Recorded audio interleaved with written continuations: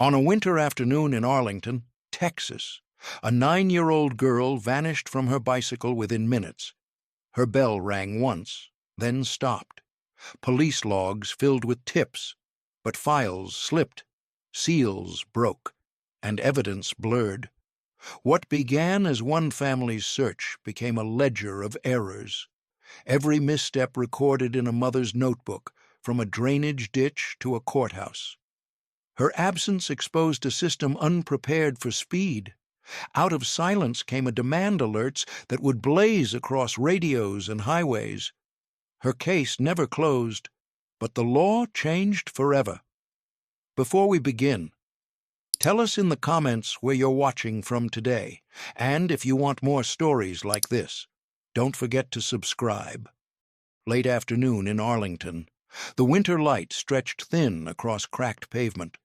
Lily Hart pedaled her bicycle along a vacant grocery lot, her small frame swaying slightly as she tested the white porcelain bell fixed to her handlebars. The chime rang twice, a sound too bright for the heavy air.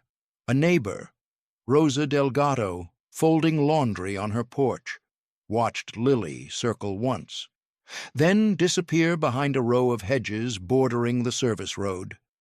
A dark pickup slowed at the curb. The driver's window rolled down. A pause. Then the door opened. A scuff of boot leather hitting concrete.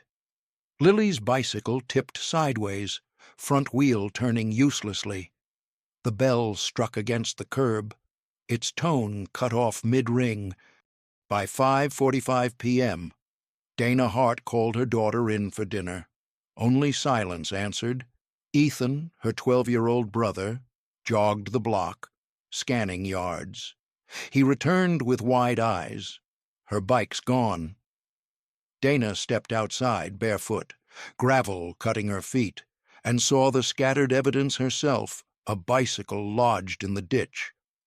Handlebars twisted, one pedal bent back at an unnatural angle. Detective Ruth McKenna arrived at 6:20 p.m. She crouched low, measuring with calm detachment. A line of tire impressions veered across the gravel shoulder, deep treads. Irregular spacing, consistent with an older all-terrain pattern.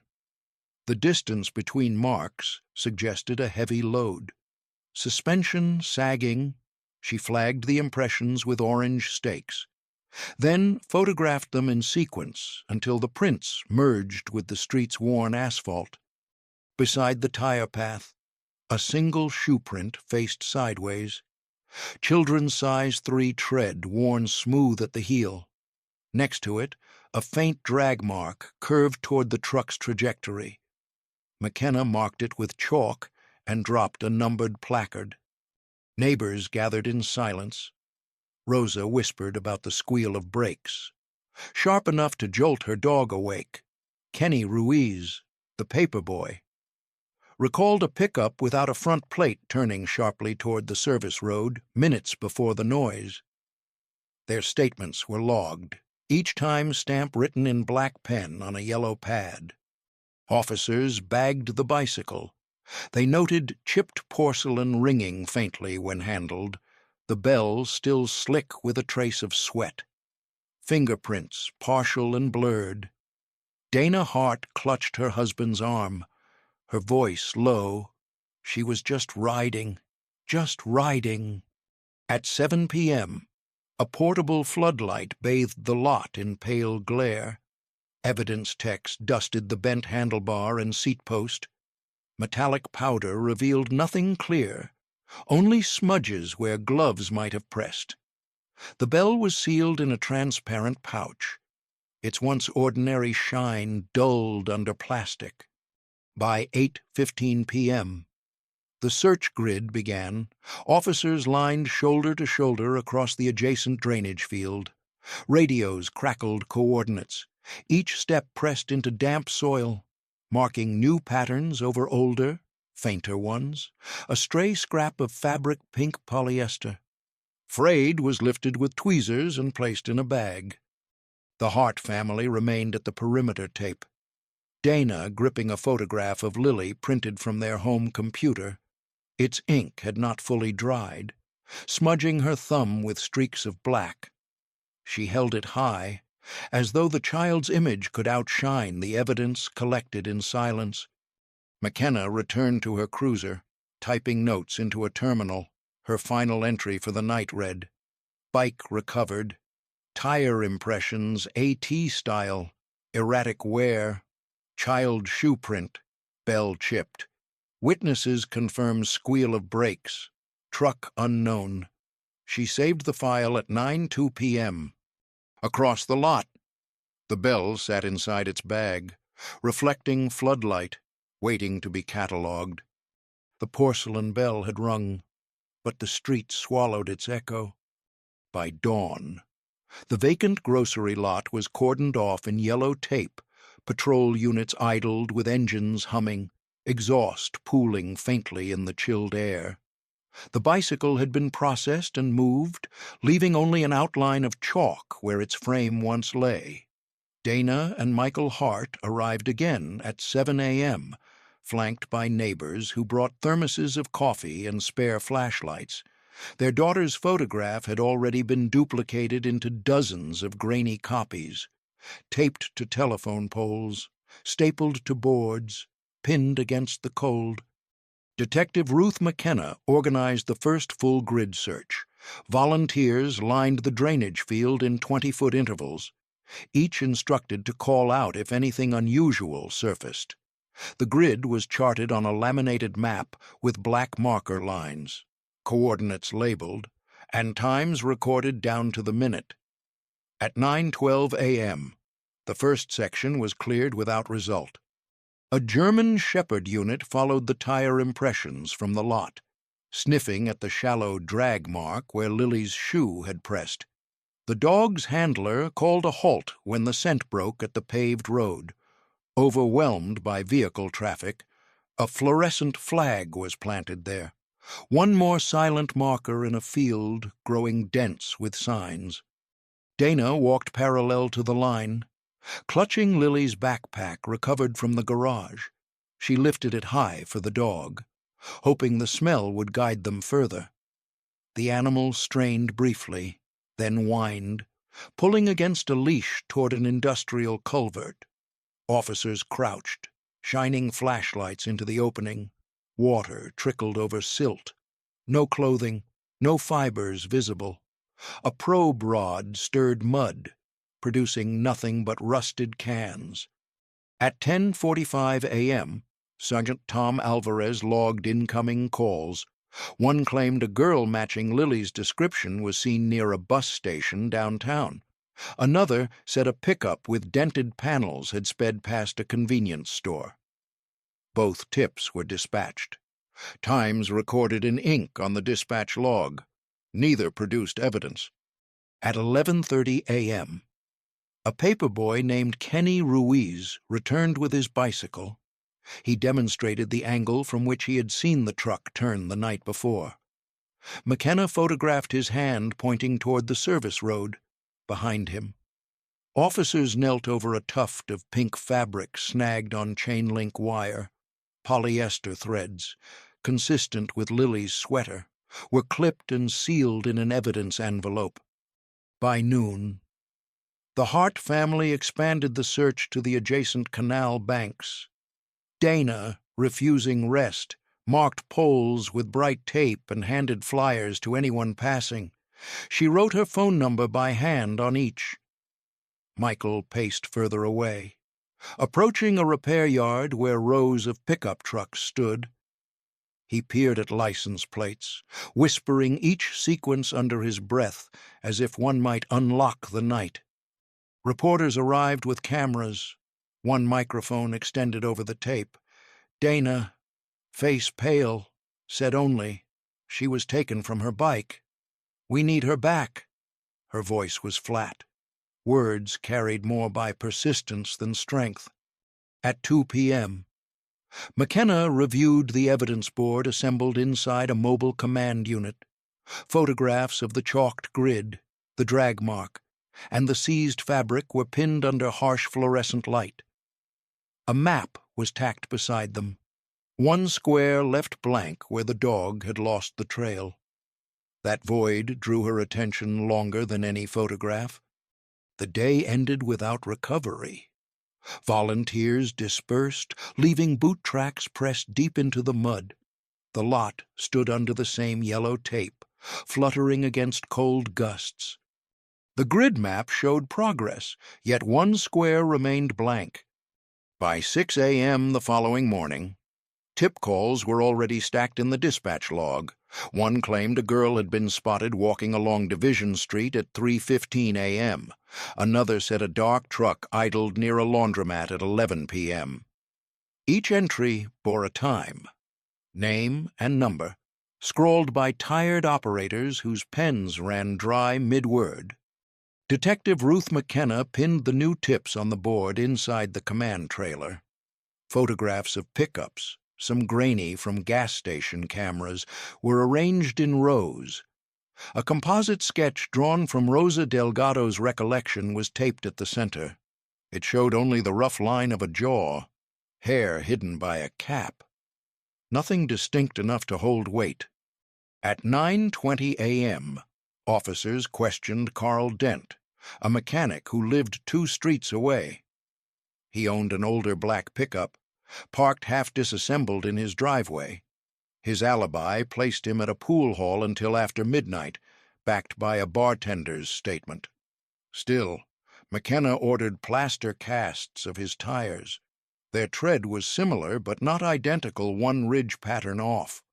One wear patch missing. Later that day, Trevor Blaine, a drifter known to sleep in abandoned lots, was seen near the railroad tracks. His name had surfaced before in minor theft reports. When officers approached, he vanished into scrub brush, leaving behind a paper bag of empty bottles. A receipt dated 7:45 p.m. from a store 3 blocks from the abduction site was found inside.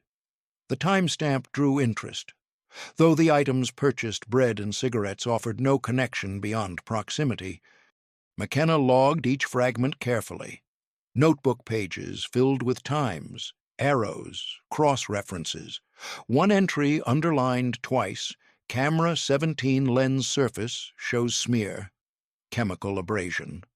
A technician confirmed that cleaning solution had clouded the footage the night Lily disappeared. Whether by accident or intention remained unanswered. At 5:40 p.m., Kenny Ruiz was re-interviewed. He insisted the pickup had no front plate and described the sound of a muffler dragging. He mimed the noise with a rasp in his throat. McKenna nodded, marking the detail. Across the board, only one of the photographed vehicles showed a dent low on its undercarriage. Despite hours of cross-checks, each lead collapsed. Carl Dent's alibi held firm. Trevor Blaine slipped further from sight.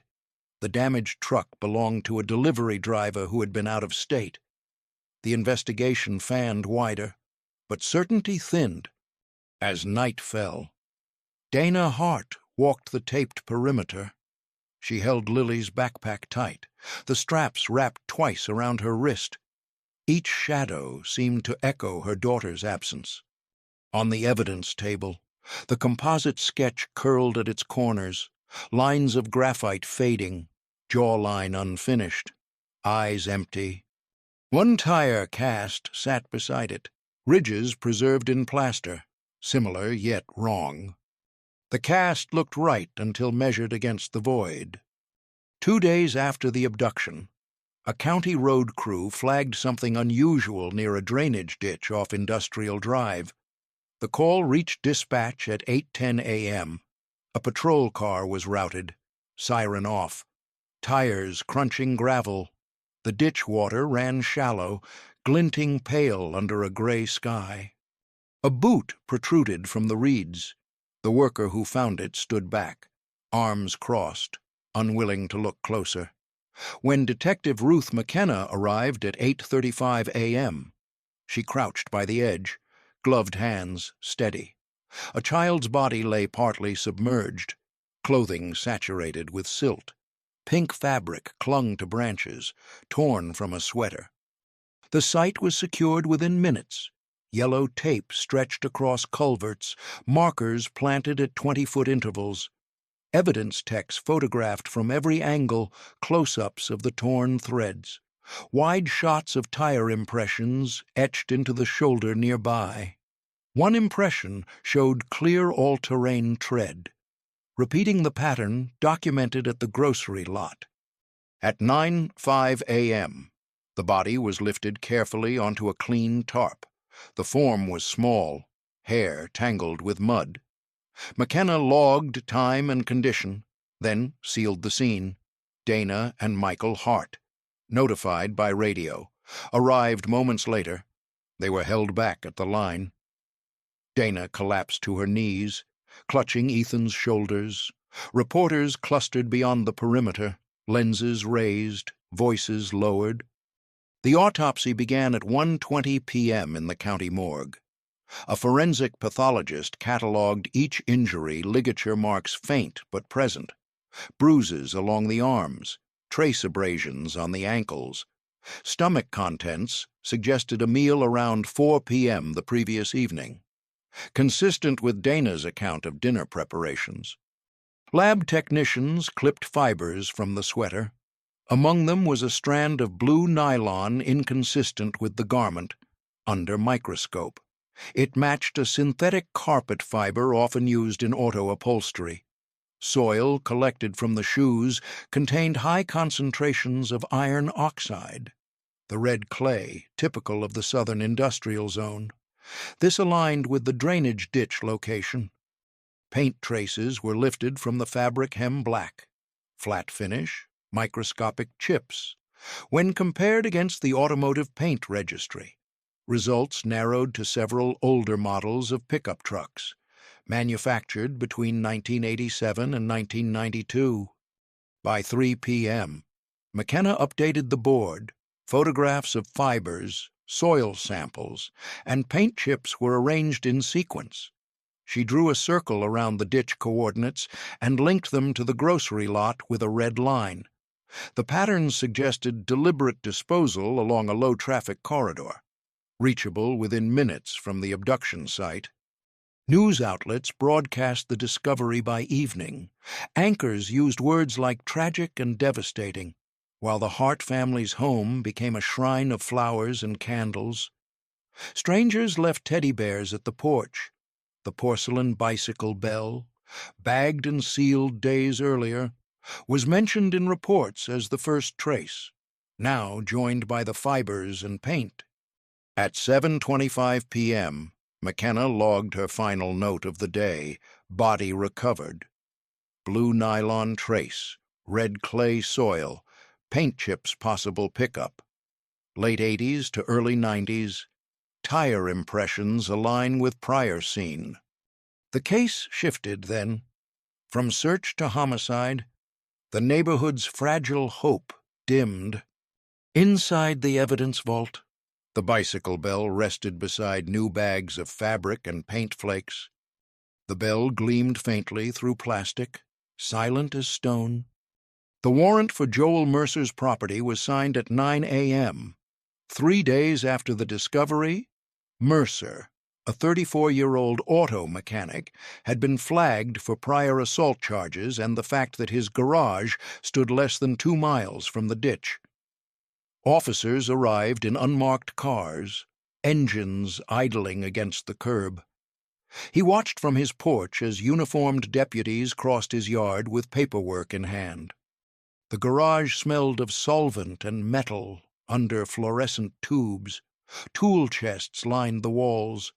On the concrete floor, dark arcs traced where tires had been rotated or rolled. Detective Ruth McKenna photographed each arc with a digital Nikon, flash bursting white across grease stains. At 9:45 a.m., a technician crouched near the workbench. A small carpet sample was lifted from beneath a jackstand. The fibers were gray, but a single blue strand threaded through them. Bagged and sealed, it was logged immediately. McKenna moved through the space. Marking evidence tags. A canister of industrial solvent sat uncapped, the liquid evaporating quickly. Nearby, a rag stiff with chemical residue suggested hurried scrubbing. She pressed gloved fingers against the bench surface, tracing streaks where varnish had dissolved. At 10:20 a.m., they descended to the basement beneath the garage. The door creaked open to reveal a narrow stairwell lined with unfinished studs. A bare bulb flickered above. The room below was sparse: one table, two folding chairs, an area rug rolled against the wall. The air smelled faintly of bleach. On the concrete, a faint outline in dust marked where larger furniture once stood. Technicians swept the surface with luminol, under blue light. Irregular smears glowed weakly along the wall, faint, diluted, but present. Photographs were taken, angles recorded, measurements noted. Dana Hart, waiting outside the property line, asked officers what had been found. No answer was given. She saw only bags of evidence carried from the house, each sealed with red tape. At 11:15 a.m., plaster casts were poured into two partial shoe prints near the basement stairs, the impressions. Size 10 matched neither officers nor technicians present. Soil residue lifted from the prints carried the same red clay noted in the ditch samples. Mercer denied everything. He told Alvarez he had hosted poker games in the basement, that the bleach was from cleaning up beer spills. His tone was steady, his hands folded, but his boots bore faint scuffs of red dust. Photographs were taken before he was released pending lab results. The evidence board grew denser, blue nylon fiber cross-referenced with ditch trace, red clay soil aligned with shoe prints, luminol results pinned beneath. McKenna drew another red line, linking Mercer's garage to the disposal site. Still, nothing yet placed Lily inside the basement. No fingerprints, no direct DNA, just fibers, smears, soil, pieces that leaned toward suspicion, but stopped short of proof. At 6 p.m., McKenna typed her log basement search: luminol weak positive, blue nylon fiber, size 10 impressions in red clay, solvent residue, no body fluids confirmed. The rug remained rolled against the wall, sealed in plastic, carried into the evidence van. Inside its folds, a single nylon strand clung stubbornly to the weave. The night after the basement search, Dana Hart sat at her kitchen table with a blank notebook. The lines were pale blue, the cover a cheap cardboard gray. She opened to the first page and wrote in block capitals, "Lily Case Log." From that night forward, every call, every tip, every name was recorded. The journal became her anchor against silence. At 7:30 a.m. the next morning, she transcribed the dispatch timeline from memory: the 911 call at 5:45 p.m., the patrol arrival at 6:20 p.m., the dog unit losing scent at 9 p.m. Each entry was dated and underlined beside them. She taped photocopies of the missing posters already curling at the edges. By the end of that week, Dana's notebook thickened. She clipped articles from the Arlington Times, each headline highlighted in yellow. She stapled the autopsy report summary to the inside cover, careful to leave space for annotations. In the margins, she wrote questions: why blue nylon? Where, from a photograph of the bicycle bell, printed from a news report, was taped to page 9. Beneath it, she wrote, first sound, last sound. At 10:15 a.m., she met Rosa Delgado on her porch. Rosa repeated her memory of the squealing brakes, the way it interrupted Lily's bell. Dana noted the words verbatim, then circled the phrase, no front plate. The entry was marked with the exact time. By noon, Dana was at the public library.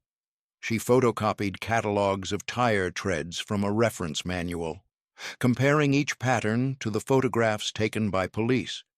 She circled 3 models that resembled the all-terrain ridges. She pasted these images into her notebook with glue stick, aligning them against the evidence photo. At 4 p.m., she attended a vigil at the grocery lot. Dozens of candles burned against the evening wind. Dana logged the number of attendees, the names of those who spoke, and the slogans painted on poster board. Every detail mattered, she told herself, because every detail could be what the system ignored. Over the following weeks, her journal expanded to multiple volumes. She documented interviews with Kenny Ruiz, noting the 7:45 p.m. receipt found near the tracks. She logged the chemical smear on camera 17. She even wrote down the serial numbers of every evidence bag she could glimpse when officers carried them out of Mercer's garage. At 8:10 p.m. one evening, Michael found Dana still writing. Pages covered the table, some marked with string connecting times to names, others layered with photocopied receipts. He asked her to rest. She shook her head and underlined another sentence. No rest until truth is mapped.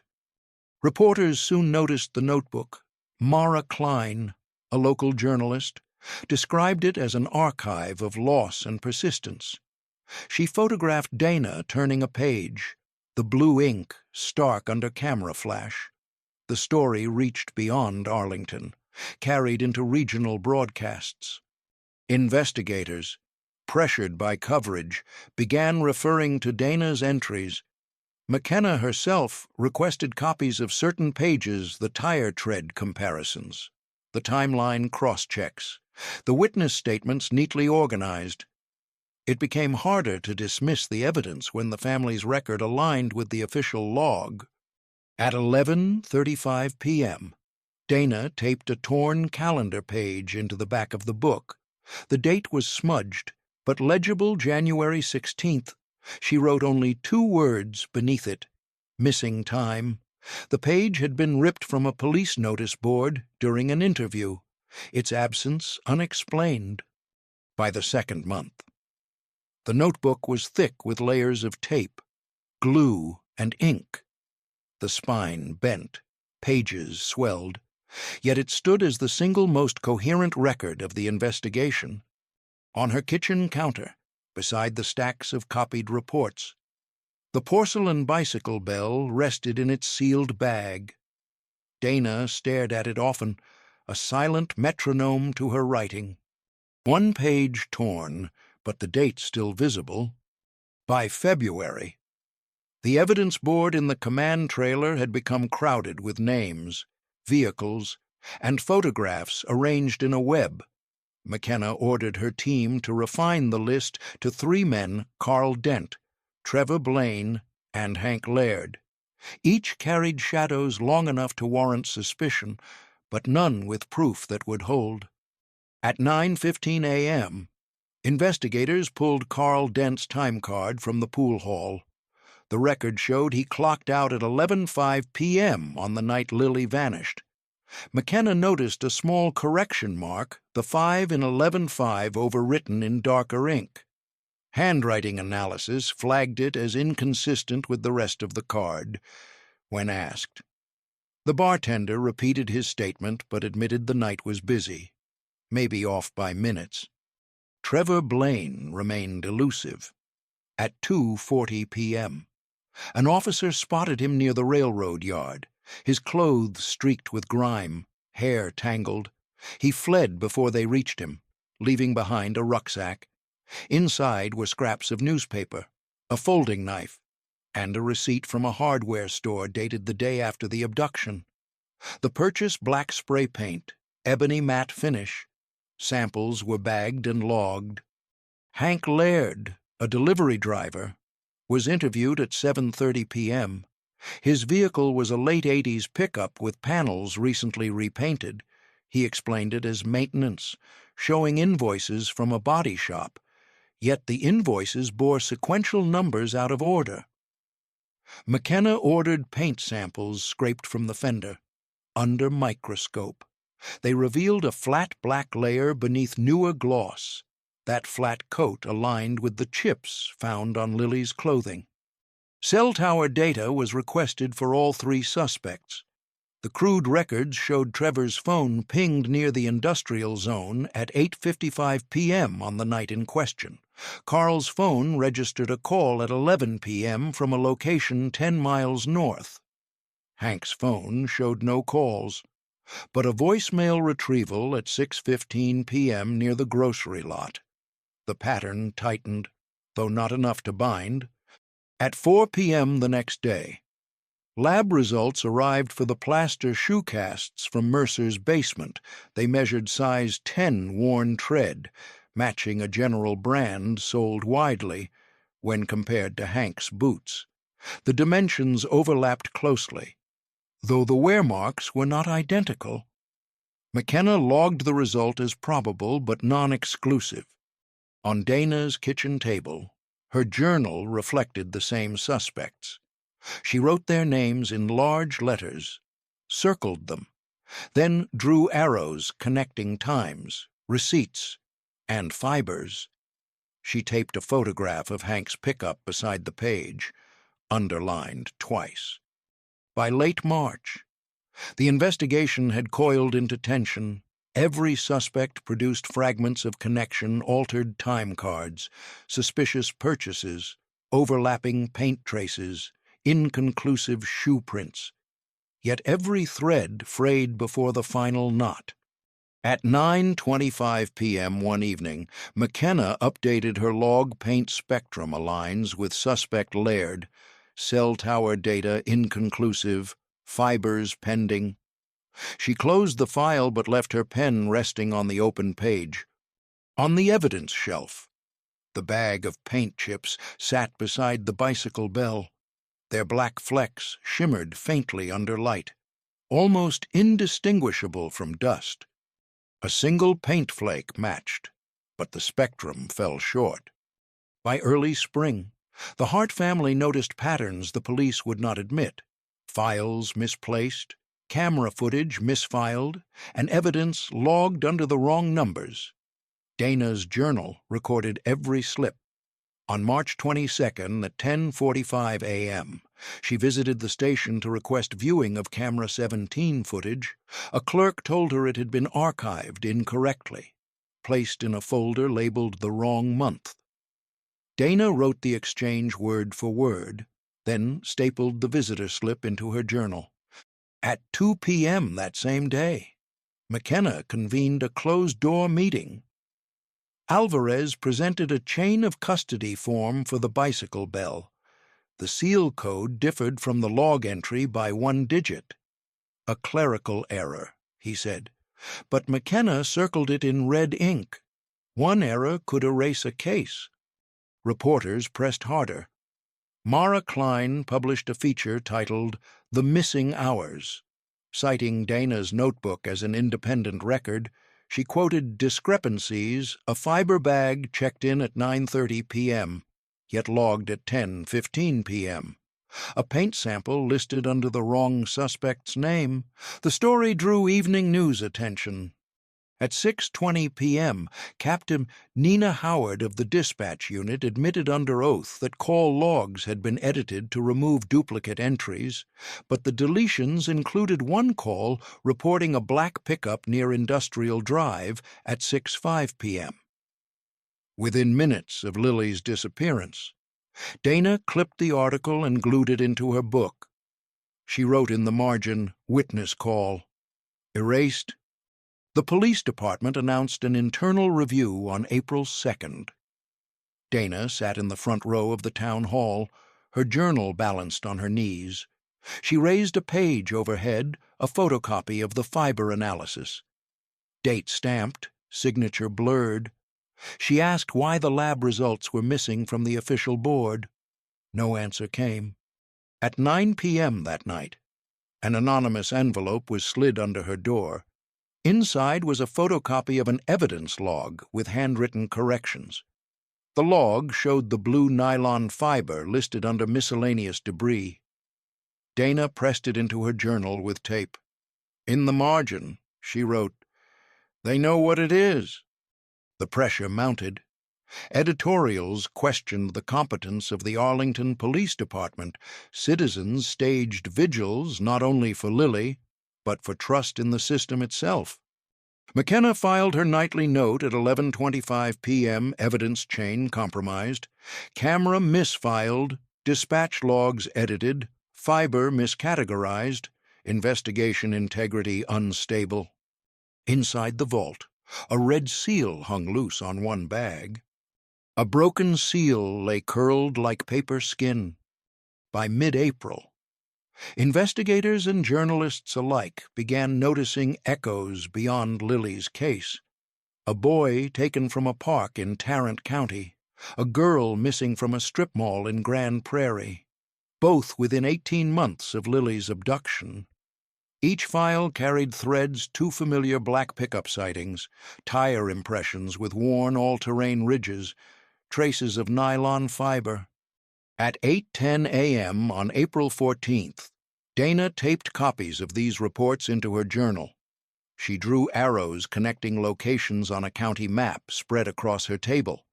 The pattern formed a crescent along industrial zones and vacant lots. Areas of low surveillance and weak lighting. McKenna convened a task force meeting at 3 p.m. Analysts pinned photographs of victims side by side, overlaying crime scene maps with red pins. A heat map glowed brightest along the southern industrial corridor. The words "Probable Offender Network" were written across the board in dry marker. At 5:25 p.m., lab results confirmed that the blue nylon fibers from Lily's sweater shared chemical composition with fibers lifted from the Grand Prairie case. Manufacturing trace pointed to a discontinued line of carpet used in utility vehicles. Records showed bulk purchase orders to an auto shop cooperative operating between the two counties. Journalist Mara Klein published these findings at 9 p.m. under the headline, "A Corridor of Silence." She described a loose web of opportunistic offenders exploiting neglected zones. The article quoted Dana's own line from her journal, "3 cases." One bell unanswered. On April 18th at 11:40 a.m., officers searched a junkyard tied to the cooperative. They found remnants of vehicle interiors, stripped carpet panels, and several discarded tires bearing tread patterns consistent with earlier impressions. Soil samples beneath the tires carried the same iron-rich clay as Lily's ditch site. Despite mounting evidence, no singular suspect emerged. Each trail dissolved into a pool of shared resources, overlapping tools, and communal vehicles. The network functioned less as an organization and more as a shadow market, its connections visible only through residue. Dana's journal recorded every parallel times, fibers, tread marks. She circled the bicycle bell photo once more, writing beneath it, first sound, still ringing across them all. At 7:15 p.m. that night, McKenna typed into her report, "Cross-county correlation established, fiber match confirmed, tire tread overlaps, cooperative auto network under review, no primary offender identified." On the evidence board, 3 case files hung in sequence. At the bottom, taped neatly, was the photograph of Lily's chipped porcelain bell. 3 files, 1 bell unanswered. By summer, the Hart family's house had become a gathering place. Candles burned on the porch steps each evening at 8 p.m. Neighbors brought casseroles, reporters brought microphones, and strangers mailed sympathy cards. Yet Dana Hart carried herself with the same journal pressed under her arm, its edges frayed, pages swollen with tape. She no longer spoke only as a grieving mother, but as the face of a campaign. On June 5th at 10 a.m., She stood before the Arlington City Council with Michael at her side. She read aloud from her notes the dispatch delay at 5:45 p.m., the erased witness call, the missing chain of custody digit. Her voice did not rise, but each entry struck like a nail. Members of the council shifted uneasily. Behind her, posters of missing children lined the walls. At 1:25 p.m., a petition was delivered to the State House bearing thousands of signatures. It demanded a standardized abduction alert system broadcast instantly through radio, television, and highway signs. Representative Elaine Porter received it, her aide logging each page of names. Dana clipped the receipt slip into her journal. By late June, a pilot test was approved. Dispatchers rehearsed the process. One officer confirmed abduction criteria. A supervisor signed off. And within minutes, a coded message appeared on digital highway boards. At 3:15 p.m. during the first drill, the words, "Child Abduction Alert," lit across Interstate 20. Cars slowed. Drivers looked up. The system worked. Survivors of other cases stood with the Harts at rallies. Parents held photographs of their missing. Some never recovered. Together they spoke of the void that remained, but also of the urgency for change. Dana wrote in her journal, their silence. Our voice. At 7 p.m. on July 2nd, Ethan Hart spoke for the first time publicly. His words were brief. If this had existed, maybe she'd be here. His statement was transcribed in the local paper, taped by Dana into the back pages. The community's grief hardened into policy. Training manuals were printed. Dispatch centers pinned new flowcharts to their walls. The bell from Lily's bicycle was displayed at the town library as part of an awareness exhibit. McKenna filed her report at 9:30 p.m. Pilot system operational. Petition successful. Survivor families unified. Case status unresolved. The notebook on Dana's table now carried more signatures than notes, more policy slips than police files, yet at its center remained the same taped photo of the porcelain bell. 10 minutes could mean the difference between absence and return. In August, the courthouse filled with murmurs as a different defendant was led inside Marcus Hale, a 42-year-old tied to an attempted abduction in a neighboring county. His name had surfaced when investigators cross-checked auto shop records linked to the network, though not charged with Lily's murder. His case became the vessel into which the Hart family's grief and the community's outrage poured. At 9:05 a.m., opening statements began. The prosecution displayed enlarged photographs of tire impressions from Hale's pickup. Side by side with casts from other crime scenes, the ridges overlapped in critical points. On the screen, a spectrum chart showed the flat black paint scraped from his fender, almost identical to chips found on Lily's sweater. Dana sat in the front row, clutching her journal. Page after page had been photocopied and submitted as exhibits timelines. Dispatch notes, copied receipts. The defense objected to amateur record-keeping, but the judge allowed it, citing consistency with official files.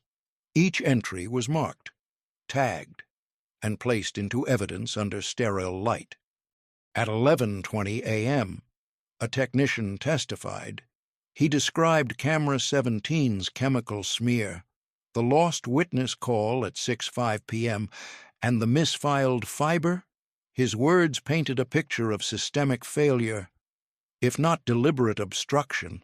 Jurors shifted uneasily. The defense countered at 2 p.m., insisting Hale's paint spectrum matched thousands of vehicles. His tires common. His presence in the auto cooperative coincidental. They leaned on absence, no DNA, no fingerprint, no direct trace tying him to Lily herself.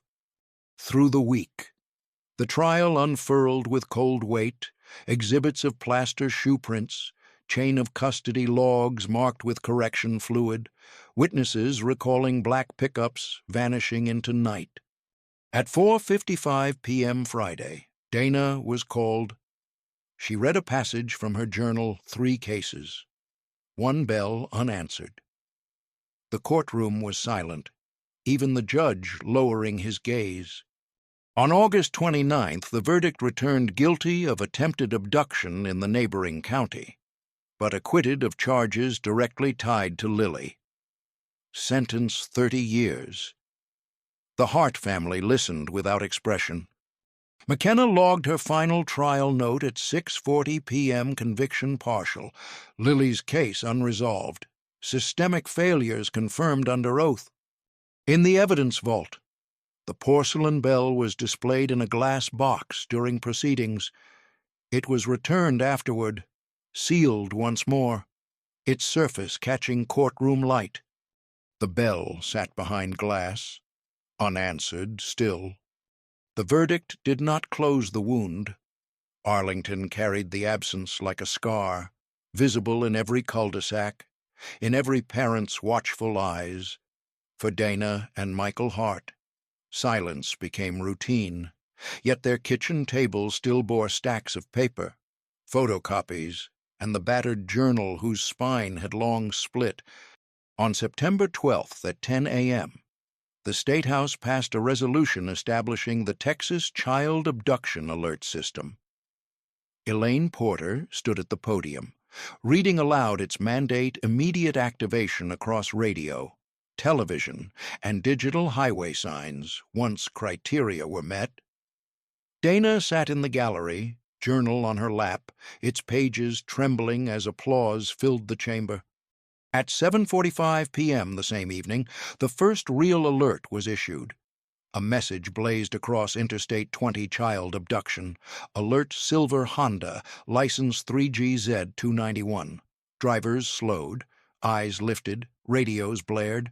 A child was located within hours, pulled safely from a vehicle at a rest stop. The system worked. Dana clipped the news article and taped it to the final page of her journal. But Lily's case remained unresolved. Paint chips, nylon fibers, and shoe casts still lay in evidence lockers, tagged but dormant. The porcelain bell, first object recovered, now rested in the Arlington Public Library exhibit, displayed under glass beside photographs of children saved by alerts that followed.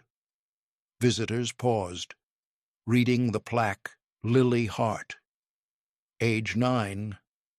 Her silence built the system that saved others. Ethan Hart, grown taller in those months, stood before classmates at 2 p.m. during an assembly. He pointed to the bell encased in glass. "This is my sister's. When it rings for others, it's because it couldn't for her." His words were recorded, replayed on local broadcasts, clipped into awareness campaigns. Reporters continued to ask Dana about justice. She answered evenly, "The trial gave us fragments, not the whole. What remains is a system that answers quicker than ours did." She closed her journal then, its last page filled, tape peeling at the edges. It was given to a university archive for preservation, catalogued under cold fluorescent light. At 9 p.m. one October night, the highway signs lit again for another missing child. Families pulled over to read, headlights casting long shadows across asphalt. The system spread beyond Texas, adopted state by state until it carried the name of the first girl who never returned. The Hart home grew quieter, though candles still burned on anniversaries. On the mantel stood the last photograph of Lily, her bicycle bell visible at the frame's edge. In the Arlington Library, the bell gleamed under glass, porcelain chipped, light fractured across its curve. It never rang again, but its silence reached further than sound. The bell shone bright, but no hand could make it ring.